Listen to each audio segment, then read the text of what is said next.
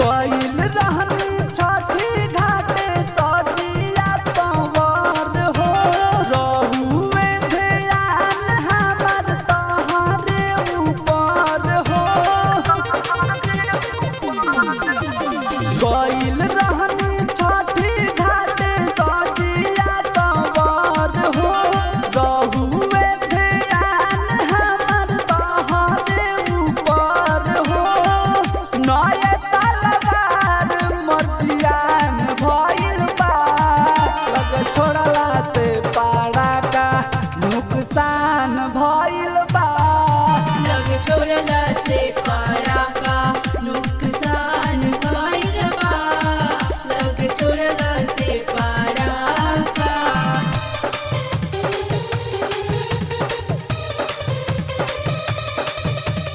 Music by Akhtar Asif.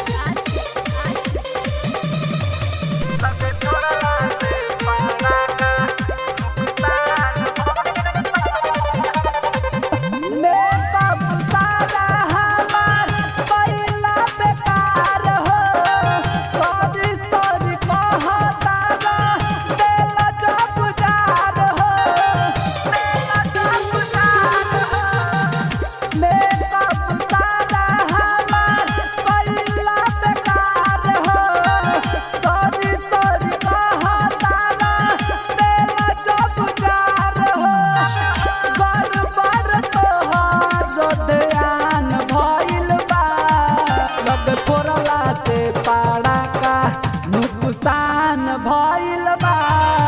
लग छोड़ला से पाड़ा का नुकसान भइल बा। लग छोड़ला से पाड़ा का।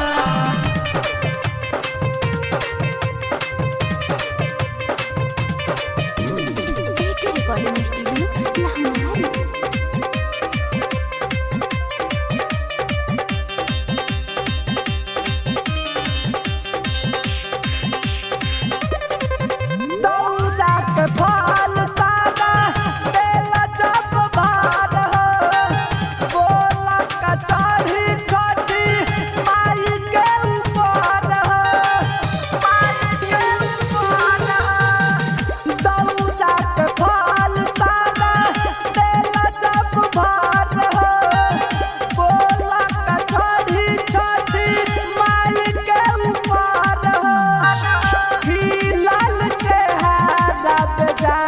भइल बा लग छोड़ला से पाड़ा का नुकसान भइल बा।